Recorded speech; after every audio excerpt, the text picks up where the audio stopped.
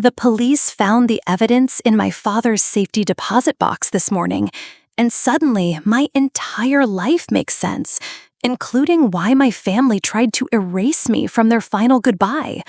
I'm Emma Rodriguez, 38, and I've spent my whole life being the dependable one. Head trauma nurse at Phoenix General, the daughter who always shows up, always pays, always fixes whatever's broken, which is probably why I never saw the betrayal coming. 3 weeks ago, I pulled into Pine Ridge Resort with butterflies in my stomach and a receipt for $3,000 in my purse. I'd planned our family reunion like a military operation, reserved the perfect mountain cabin, coordinated everyone's schedules, even arranged for my cousin's new baby to have his first professional family photos taken. The parking lot was empty, completely, devastatingly empty. I sat in my car for 10 minutes, thinking I'd made a mistake. Wrong weekend, wrong cabin, wrong something. But the reservation confirmation was right there on my phone, and I'd talked to Mom just 2 days earlier about bringing her famous tres leches cake. When I finally called her, my hands were shaking. "Oh, mija," Mom said, her voice strangely bright. "It was yesterday. We had such a beautiful time. Don't worry, we saved you some leftovers." Yesterday, they'd held our family reunion, the one I'd organized and paid for, without me. "But Mom, the reservation is for today. I have to go, sweetheart. Your father needs me." The line went dead. I walked up to the cabin anyway, my heels clicking against the wooden steps. That's when I saw it, our last family photo from Christmas, the one where we're all laughing around Mom's kitchen table. Someone had left it on the porch, torn perfectly in half. My face was missing. They hadn't just excluded me from the reunion, they'd erased me from the family entirely. But why? The drive home from Pine Ridge felt like drowning in slow motion.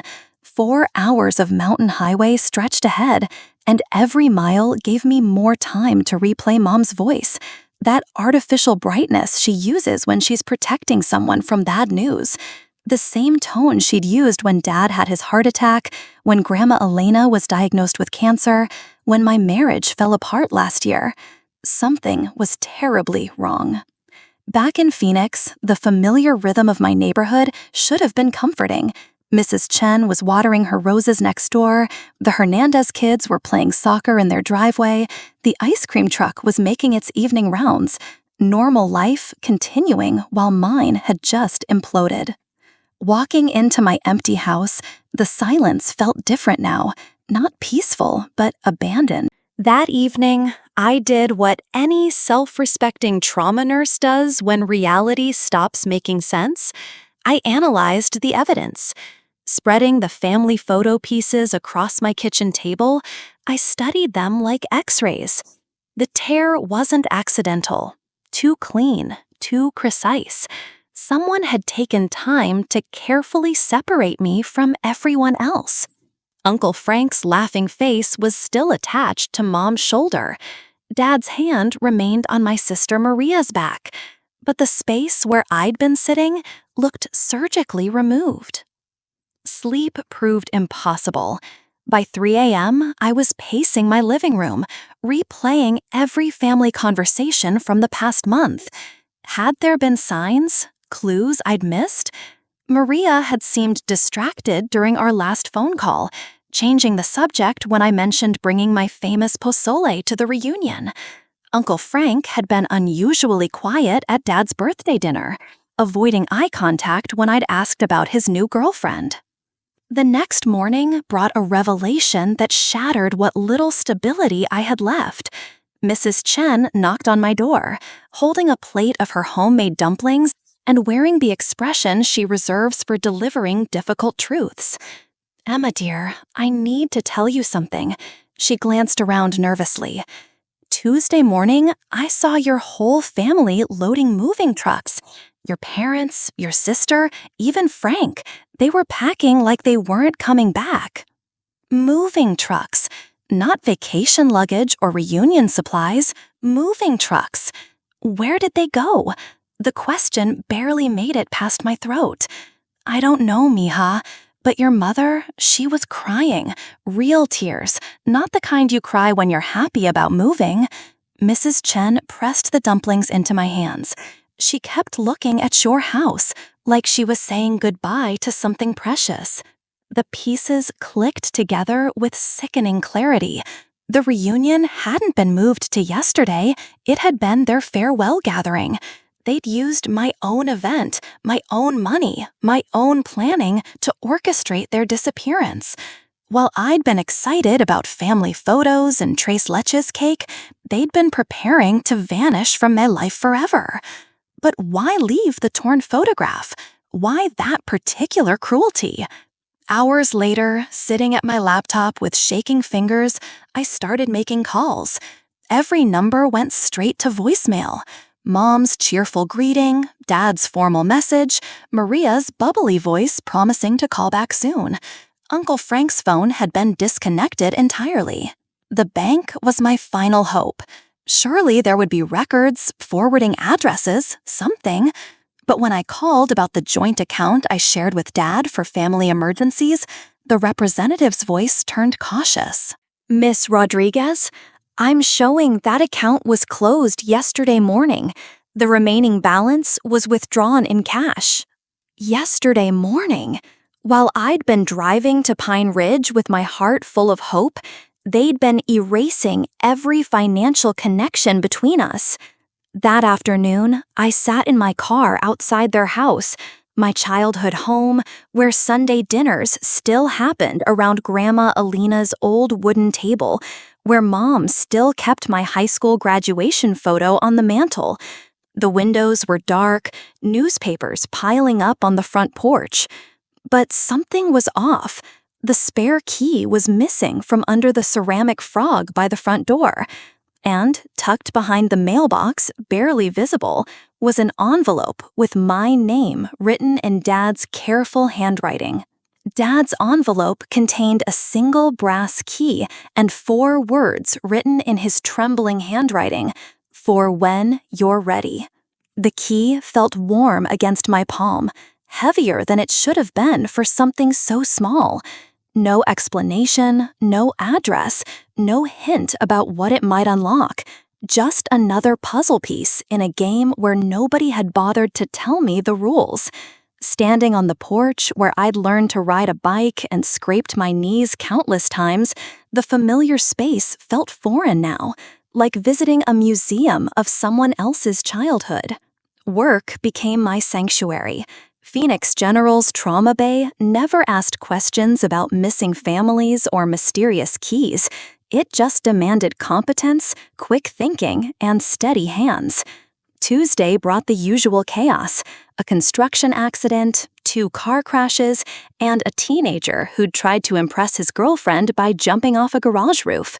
Between sutures and x-rays, the key burned like a secret in my scrubs pocket. During my lunch break, the key's riddle consumed every thought. Dad wasn't the type for dramatic gestures or cryptic messages. Engineer-minded and practical, he'd always been the one to explain things step by step, to make sure everyone understood before moving forward. This mystery felt completely unlike him, which somehow made it more terrifying. The revelation came from an unexpected source. Sorting through boxes in my garage that evening, searching for any clue about the key's purpose, fingers found Uncle Frank's old toolbox, the one he'd given me when I bought the house, claiming every homeowner needed proper tools. The metal box had gathered dust for 3 years, forgotten behind Christmas decorations and camping gear. Inside, nestled between rusty screwdrivers and a broken level, was a brass lock that matched the key perfectly. Heart pounding, the key turned smoothly. The lock opened to reveal a small compartment built into the toolbox's false bottom. Uncle Frank, apparently, had been hiding secrets in plain sight for years. The compartment held a collection that made no sense: newspaper clippings about restaurant health violations, a business card for someone named Rico Delgado, and a photograph of Dad shaking hands with a man whose face had been deliberately scratched out. The newspaper clippings all featured the same establishment, Casa Miguel, Dad's restaurant from 20 years ago. But these weren't reviews or advertisements, they were exposés about money laundering, federal investigations, and suspicious cash transactions. Dad's restaurant had been shut down by the FBI, not closed due to changing business priorities like he'd always told us. Rico Delgado's business card listed him as a financial consultant, but the address was a P.O. box in a part of Phoenix known more for check-cashing stores than legitimate businesses. On the back, someone had written a phone number in Dad's handwriting, along with a date from 6 months ago. The photograph was the most disturbing piece of all. Despite the scratched-out face, the setting was clearly recognizable. The back office of Casa Miguel. Dad looked younger, nervous, his smile forced and uncomfortable. The destroyed face suggested someone had wanted to erase this person from memory, just like my face had been torn from the family photo. But who scratches out a face in a hidden photograph? And why keep the picture at all? That night, sleep came in fragments. Dreams mixed memories of Dad's restaurant, the smell of fresh tortillas, mariachi music on weekends, the way he'd beam with pride when customers complimented his recipes, with images of federal agents and shadowy figures whose faces dissolved whenever focus tried to sharpen. Morning brought a phone call that changed everything. Phoenix General's emergency line buzzed at exactly 6:47 a.m., pulling me from restless sleep. "Emma, you need to get here now." Dr. Martinez's voice was tense. "We have a trauma patient asking for you specifically. Gunshot wounds, critical condition. Says his name is Rico Delgado." Rico Delgado was dying, and he knew it. The man on the trauma table bore little resemblance to the polished businessman on the card from Uncle Frank's toolbox. Blood soaked through his expensive shirt, his breathing came in ragged gasps, and his eyes held the desperate clarity that comes right before the end. But when he saw my name badge, recognition flickered across his face like lightning. "Miguel's daughter," he whispered, grabbing my wrist with surprising strength. "You have his eyes." The comment stopped my hands mid-examination. Patients in shock often said strange things, but this felt different, personal, dangerous. Around us, the trauma bay buzzed with controlled chaos. Dr. Martinez calling for blood, nurses prepping for emergency surgery, machines beeping urgent warnings. But Rico's grip on my wrist created a bubble of terrifying intimacy. "Sir, you need to stay calm. We're going to take care of you." The words came automatically, professional training overriding the panic rising in my chest. But Rico shook his head weakly, his grip tightening. "No time. They found me, just like they found your father." His voice was fading, each word a struggle. "Frank tried to warn you. The reunion, it wasn't supposed to happen like this." The heart monitor's rhythm grew erratic, blood pressure dropping. Rico was losing the fight, but his eyes remained locked on mine with desperate urgency. Whatever he needed to tell me was more important to him than his own life. "Listen carefully, mija. Your father wasn't just a restaurant owner. He was protecting people, gathering evidence. The accident that killed him, that was no accident." The world tilted sideways. Dad's car accident had happened when Rico was 12. A rainy night, a slippery road, a tragic but explainable end to a good man's life. Mom had grieved for months, Uncle Frank had stepped in to help raise us, and life had eventually found a new normal. But now Rico was suggesting that everything had been a lie. "The safety deposit box," Rico gasped, his strength fading fast. "Frank has the key. Bank of Arizona, downtown branch. Your father, he documented everything, Names, dates, money trails. They killed him for it, but they never found the evidence. A safety deposit box. The brass key suddenly made perfect sense. Not a romantic gesture or family heirloom, but the key to Dad's final testimony. Uncle Frank hadn't just given me tools for home improvement. He'd entrusted me with the most dangerous secret our family possessed. Who killed him? The question escaped before professional discretion could stop it. Who's they? Rico's eyes were closing, but he forced them open one last time. The same people who made your family disappear. They're coming for you next, Emma. But now you have the proof. The flatline alarm screamed through the trauma bay. Rico Delgado died holding my wrist, taking his secrets with him, except for the most crucial one. Dad's evidence was still out there, waiting. Dr. Martinez called time of death at 7:23 a.m. The official cause would be listed as complications from gunshot wounds, but Rico's final words echoed in my mind like a warning bell. Someone had executed him, and according to his final confession, the same people had murdered Dad 26 years ago. Hospital protocol required notifying the police about gunshot victims, but something made me hesitate when Detective Morrison arrived to take my statement. Rico's warning about people coming for me felt too real, too immediate.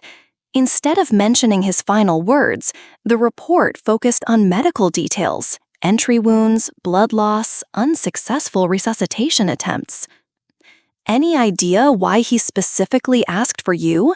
Detective Morrison's pen hovered over his notepad, eyes studying my face for tells. No, sir. Sometimes trauma patients get confused about who they're talking to. The lie came easily, but it felt like stepping off a cliff. Whatever game my family had been playing, Rico's death proved the stakes were life or death. And now, somehow, the responsibility had fallen to me. That afternoon, hands trembling as they held Dad's brass key, the drive to Bank of Arizona felt like approaching a bomb that might explode at any moment. But standing in the bank lobby, staring at the safety deposit box access form, one detail made my blood freeze. The box had been accessed just yesterday morning, the same time my family had withdrawn their money and disappeared. Someone else had Dad's evidence now. The bank manager's revelation shattered everything. Uncle Frank had accessed the safety deposit box, but he hadn't emptied it. Your uncle left specific instructions, Mrs. Patterson explained, her voice gentle but professional. He said you'd come eventually, and when you did, we should give you this. She handed over a sealed envelope marked with Frank's careful handwriting. For Emma, when the truth can't wait any longer. Inside the envelope, a smaller key and a note that made my hands shake. The real evidence was never in the bank, mija. Your father was smarter than that. Check the place where he taught you to fish. 3rd stone from the old oak tree. Everything you need to understand is there. But Emma, once you know the truth, there's no going back to the life you knew. Choose carefully. Love, Uncle Frank. The drive to Papago Park felt like traveling through time. Dad's favorite fishing spot hadn't changed. The same weathered picnic tables, the same hiking trails, the same ancient oak tree standing guard over the small pond where he'd taught me to cast a line when Rico was 8 years old. But now, the peaceful memories felt tainted by the possibility that this place held secrets that had cost him his life. Finding the 3rd stone from the oak tree required crawling through desert brush that scratched my scrubs and left my knees bloody. But there it was, a flat sandstone rock that moved more easily than it should have. Underneath, wrapped in multiple layers of plastic, was a metal box about the size of a jewelry case. The contents inside rewrote my entire understanding of who my father had been. Photographs showed Dad in deep conversation with FBI agents, signing documents, shaking hands with men in suits who clearly weren't restaurant customers. Recorded conversations on old cassette tapes revealed his voice, younger, scared, but determined, describing money laundering operations, drug shipments, and the systematic corruption of legitimate businesses throughout Phoenix. But the most devastating discovery was a legal document dated just 3 days before Dad's death, a witness protection agreement for the entire Rodriguez family. Mom, me, Uncle Frank, even Grandma Elena, we were all supposed to disappear together, start new lives with new identities in a place where the cartel could never find us. Dad had died before the plan could be implemented. The final cassette tape contained his voice speaking directly to me, recorded as a farewell message he'd hoped never to use. Emma, if you're hearing this, it means they found me before we could get to safety. Everything your mother told you about the accident is a lie we agreed to tell to protect you from this world. But you're strong, mija, stronger than you know. You have a choice now. Live the safe life we built for you, or finish what I started. Understanding crashed over me like a tsunami. The family reunion hadn't been a betrayal. It had been a desperate goodbye. Rico's murder had triggered some kind of emergency protocol, forcing my family back into the witness protection program they'd abandoned 26 years ago. They'd excluded me, not out of cruelty, but because including me would have meant exposing me to the same danger that had killed Dad. The torn photograph suddenly made perfect sense. They'd ripped my face away to protect my identity, to keep me safe in the life Dad had died to give me. Every lie, every abandonment, every moment of feeling excluded had been an act of love. But now Rico was dead, and his final words suggested the cartel was closing in again. Driving back to Phoenix with Dad's evidence beside me, the city looked different through the windshield. Every car could contain enemies. Every shadow could hide threats. The safe, predictable life of Emma Rodriguez, trauma nurse, was over. But maybe it was time to become Emma Rodriguez, daughter of a hero. The realization hit me as clearly as Dad's voice on those tapes. Uncle Frank hadn't just left me evidence, he'd left me a choice. Continue living the protected life they'd all sacrificed to give me, or step into the dangerous truth and finish what Dad had started. But first, there was something else, something that explained how the cartel had found Rico, and maybe how they'd tracked my family. Pulling into my driveway, the pieces clicked together with terrifying clarity. Rico had asked for me specifically at the hospital. He'd known my father, known about the evidence, known about the reunion. And there was only one way he could have known all of that. Someone at Phoenix General, someone I worked with every day, was feeding information to the people who'd killed my father. The betrayal wasn't just within my family. It was right inside my own workplace, watching me, reporting on me, waiting for the perfect moment to strike. And tomorrow morning, I'd have to go back to work and figure out which of my trusted colleagues was planning to destroy me. Wednesday morning at Phoenix General felt like walking into a den of wolves wearing sheep's clothing. Every colleague who smiled seemed suspicious. Dr. Martinez's concerned questions about my pale appearance, Nurse Jennifer's offer to cover my difficult cases, even the cafeteria worker who remembered how I liked my coffee. Any one of them could be the person who'd told Rico's killers exactly where to find him, and, more importantly, where to find me. The morning shift brought its usual chaos, but hyper-awareness made every interaction feel loaded with danger.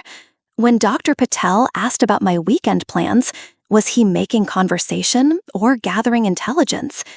When the new orderly, Marcus, lingered near my station longer than necessary, was he being helpful or conducting surveillance? But it was during the 10 o'clock medication round that the first real clue emerged. Jennifer was updating patient charts when her phone buzzed with a text message. The brief glimpse of the screen showed a number I recognized, the same number written on the back of Rico's business card, the one in Dad's handwriting. Heart hammering against my ribs, the connection felt like ice water in my veins. Jennifer Martinez Chen, married mother of two, soccer mom who brought homemade cookies to staff meetings, had been my closest friend at the hospital for 3 years.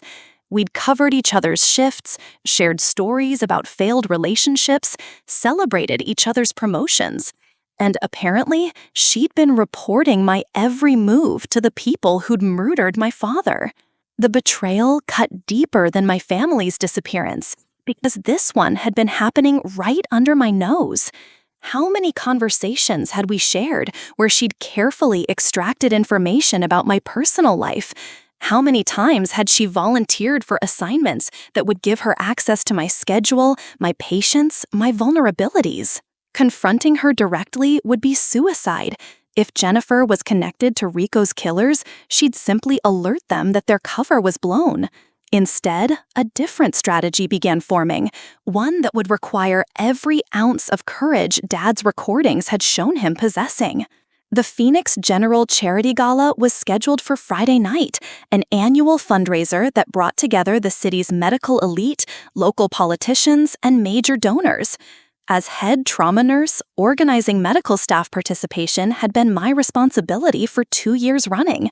Everyone who mattered in Phoenix healthcare would be there, including the FBI agents who worked our domestic violence cases and the federal prosecutors who'd helped convict other cartel members. It would be the perfect public stage to expose the truth. Thursday was spent in careful preparation. Dad's evidence needed to be copied and distributed to multiple sources: local FBI, state police, the U.S. Attorney's Office, and investigative journalists who specialized in organized crime. If something happened to me, the information would still surface. But more importantly, Friday night's gala would provide the perfect opportunity to force the cartel's hand while surrounded by law enforcement. The plan was elegantly simple. Use my position as gala organizer to ensure FBI agent Sarah Chen was seated at the head table. Then, during my scheduled speech thanking hospital donors, reveal everything: Dad's evidence, Rico's murder, the cartel's infiltration of Phoenix General, Jennifer's betrayal. All of it broadcast to a room full of witnesses who couldn't be silenced or intimidated. But Thursday afternoon brought an unexpected complication that threatened to unravel everything. Dr. Martinez pulled me aside after the evening shift change, his expression unusually serious. "Emma, I need to ask you something, and I need you to be completely honest with me." The question that followed made my blood freeze. "Are you in some kind of trouble? Because yesterday, 2 men came by asking about your schedule. They claimed to be from your insurance company, but something felt off.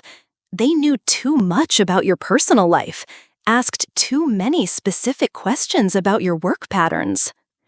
2 men. Insurance company cover story? The cartel was closing in, probably planning to eliminate me before I could expose their operation. But Dr. Martinez's warning also revealed something crucial. He wasn't part of the conspiracy. His concern was genuine, which meant there might be more allies at the hospital than I'd realized. "Dr. Martinez, I need you to trust me. Tomorrow night at the gala, no matter what happens during my speech, please make sure Agent Chen hears everything I have to say. And if anything happens to me before then, this envelope contains information that needs to reach the FBI immediately." Handing him a sealed copy of Dad's evidence felt like passing a baton in a relay race where the stakes were life and death. Dr. Martinez's eyes widened as he felt the weight of the envelope, understanding without words that he was now part of something much larger than hospital politics. Friday morning arrived with an ominous phone call that confirmed my worst fears. The voice was electronically distorted, but the message was crystal clear. Cancel your speech tonight, Emma.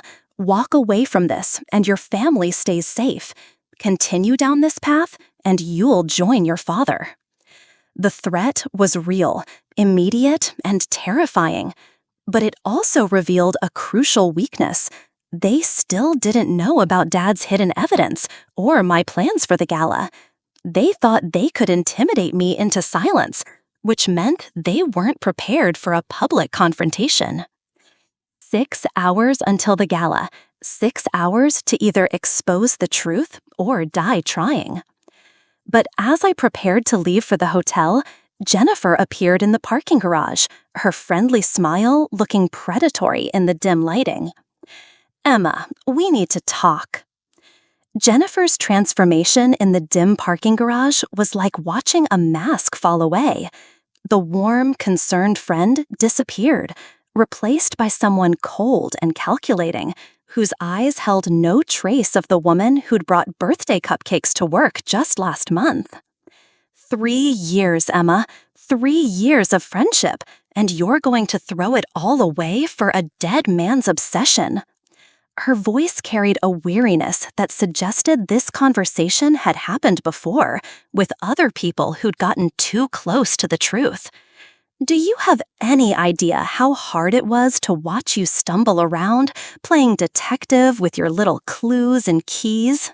The confession hit like a physical blow. Every shared confidence, every moment of supposed friendship had been a performance designed to monitor and manipulate. Jennifer had watched me grieve my family's abandonment while knowing exactly why they disappeared. She'd comforted me through sleepless nights while reporting my emotional state to the people hunting them. "Rico wasn't supposed to talk to you before he died. That was unfortunate." Jennifer's tone suggested she was discussing a minor scheduling conflict rather than a man's final words. But his mistake created an opportunity. Now we know exactly how much you figured out, and more importantly, how much you haven't. The parking garage's concrete walls seemed to close in as Jennifer revealed the true scope of their operation. The cartel hadn't just infiltrated Phoenix General, they'd been using the hospital as a base for 26 years, treating their wounded, laundering money through fake medical charities, and eliminating anyone who got too close to their activities. Dad's restaurant had been just one piece of a much larger puzzle. Your father thought he was so clever, gathering evidence, planning to bring us all down, but he never realized how deep we'd already gotten into the system. FBI agents, prosecutors, judges, half the people you're planning to expose tonight are already working for us. The revelation shattered my assumptions about tonight's plan. The gala wasn't going to be a triumphant moment of justice. It was going to be a trap. Agent Chen, Dr. Martinez, even the federal prosecutors I'd contacted could all be compromised. Jennifer's confidence suggested they'd been expecting my move, preparing for it, ready to turn my moment of courage into my execution. But something in Jennifer's expression suggested she wasn't entirely comfortable with the situation. Her hands trembled slightly as she spoke, and her eyes kept darting toward the parking garage entrance as if she expected someone else to arrive. "There's still time to walk away, Emma. Cancel the speech, forget what you think you know, and go back to being the trauma nurse who saves lives instead of destroying them. Your family gets to stay hidden, you get to stay alive, and everyone wins." The offer sounded almost desperate, which made me realize something crucial. Jennifer didn't want to kill me. Whether from residual friendship or professional caution, she was hoping to end this without violence. That hesitation might be the only advantage I had. What happened to you, Jennifer? How does a woman who became a nurse to help people end up working for killers? The question struck deeper than expected. Jennifer's composure cracked for just a moment, revealing something raw and painful underneath. They have my daughter, Emma, my 8-year-old daughter who thinks mommy works late sometimes to help sick people. Do you understand what that means? Every report I file, every piece of information I pass along, it keeps her safe. The truth reframed everything. Jennifer wasn't a willing participant. She was another victim, trapped by the same people who'd destroyed my family. Her betrayal came from maternal desperation, not greed or malice. Understanding that changed the entire dynamic of our confrontation. Then help me end this tonight. If we expose them publicly, at the gala, with enough witnesses. You still don't understand. Jennifer's laugh held no humor. There won't be a gala tonight, at least not the one you're expecting. They've moved the venue, changed the guest list, eliminated the people who might actually help you. The event you're planning to attend is designed to look like an accident, gas leak, kitchen fire, something that will eliminate you and anyone else who might have heard Rico's final words. The parking garage suddenly felt like a tomb. Everything I'd planned, every precaution I'd taken, had been anticipated and neutralized. Dad's evidence would die with me, and my family would remain in hiding forever, never knowing that I'd tried to finish what he'd started. But as Jennifer spoke, a new plan began forming, one that she couldn't have anticipated because it abandoned everything I'd thought I understood about courage and justice. Jennifer, does your daughter know her mother is a hero? The unexpected question confused her, which gave me the opening I needed to explain what we were really going to do tonight, and why the cartel's carefully laid trap was about to become their undoing. The plan we hatched in that parking garage was born from desperation and maternal love, but it became something beautiful, a way for two women to reclaim their power from the people who'd stolen their choices. Jennifer's daughter, Sophia, was safe at her grandmother's house, which gave us the freedom to be dangerous. Instead of attending the cartel's fake gala, we drove to the real Phoenix General charity event, the smaller, authentic gathering that had been moved to accommodate security concerns. Jennifer used her access to get us inside, but this time she was working against her handlers, not for them. The genuine gala was everything the fake one pretended to be. Real FBI agents, legitimate federal prosecutors, honest journalists who'd built careers exposing corruption. When Jennifer and I walked into that ballroom together, we carried Dad's evidence, Rico's dying confession recorded on my phone, and 3 years' worth of Jennifer's own documentation of the cartel's hospital operations. Agent Sarah Chen, the real Agent Chen, not whatever imposter would have attended the other event, listened to our story with the intensity of someone who'd been hunting these people for years. Dad's evidence filled in gaps in federal investigations dating back decades. Jennifer's insider knowledge revealed how they'd infiltrated the medical system, and Rico's final words provided the missing link connecting past murders to current operations. The arrests began that very night.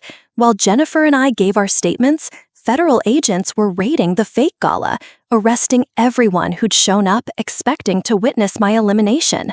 The beautiful irony wasn't lost on anyone. The cartel's elaborate trap had concentrated all their Phoenix operatives in one location, making the FBI's job remarkably easy.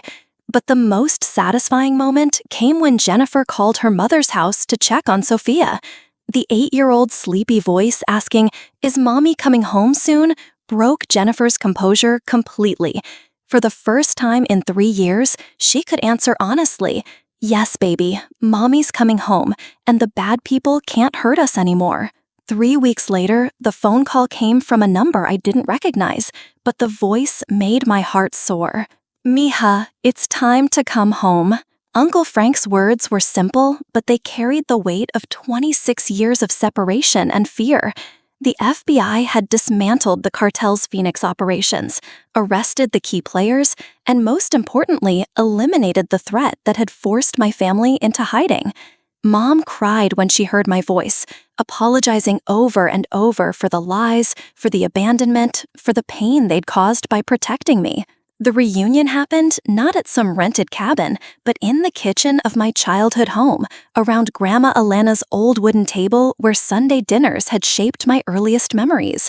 Mom made tres leches cake, the same one she'd promised to bring to the reunion that never happened. Dad's empty chair held a bouquet of yellow roses, his favorite, and we told stories about him that finally included the truth about his courage. Uncle Frank explained the torn photograph with tears in his eyes. "We had to practice letting you go, Emma. Ripping your face from that picture was the hardest thing I've ever done, but we needed to see if we could really disappear from your life forever." We lasted exactly 3 hours before we put the pieces back together and decided to find another way. Maria's baby, the nephew I'd never met, fell asleep in my arms while she apologized for all the phone calls where she'd wanted to tell me everything but couldn't risk my safety. Dad would have been a grandfather, and the thought of him missing this made my heart ache with a different kind of sadness. Not the sharp pain of abandonment, but the gentler grief of natural loss. The healing wasn't instant or perfect. 26 years of lies and separation couldn't be erased with one family dinner. But understanding the motivation behind their choices, love so fierce it demanded sacrifice, transformed my anger into something approaching peace. Jennifer visited often during those first months. Sophia and I became fast friends, bonding over coloring books and animated movies, while Jennifer and Mom shared stories about the impossible choices mothers make to protect their children. Sometimes the greatest act of love looks like betrayal, and sometimes the people who hurt us are the ones fighting hardest to save us. 6 months later, Phoenix General promoted me to chief trauma nurse, recognizing not just my medical skills, but my courage in exposing the corruption that had threatened patient safety for decades.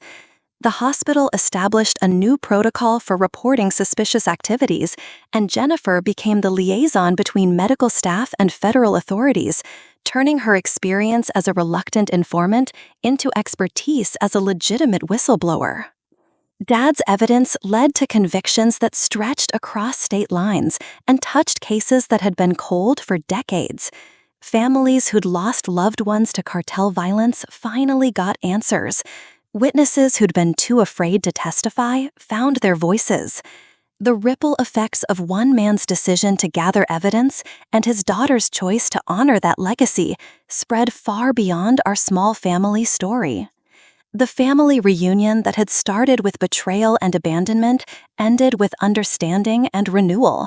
We learned that love sometimes requires letting go, that protection can look like rejection, and that the strongest families are the ones willing to sacrifice everything for each other's safety. But most importantly, we learned that the truth, no matter how long buried or how dangerous to uncover, has a power that transcends fear, time, and even death itself. 1 year later, hosting our first real family reunion at my Phoenix home felt like completing a circle that had been broken for far too long. The backyard buzzed with the sounds I dreamed of during those lonely weeks.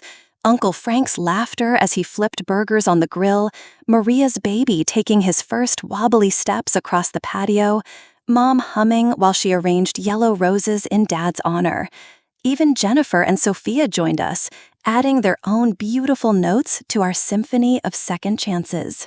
Standing at the head of the table, where 3 generations of Rodriguez women had gathered, the weight of Dad's legacy felt different now, not like a burden, but like wings.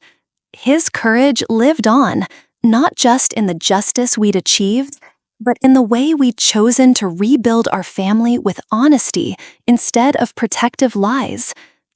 To the family that loved me enough to let me go, the toast came from my heart and trusted me enough to find my way back. To Dad, who showed us that sometimes the most dangerous thing you can do is tell the truth.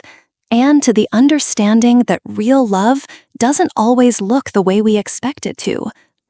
The clink of glasses echoed across the desert evening, but the real celebration was quieter.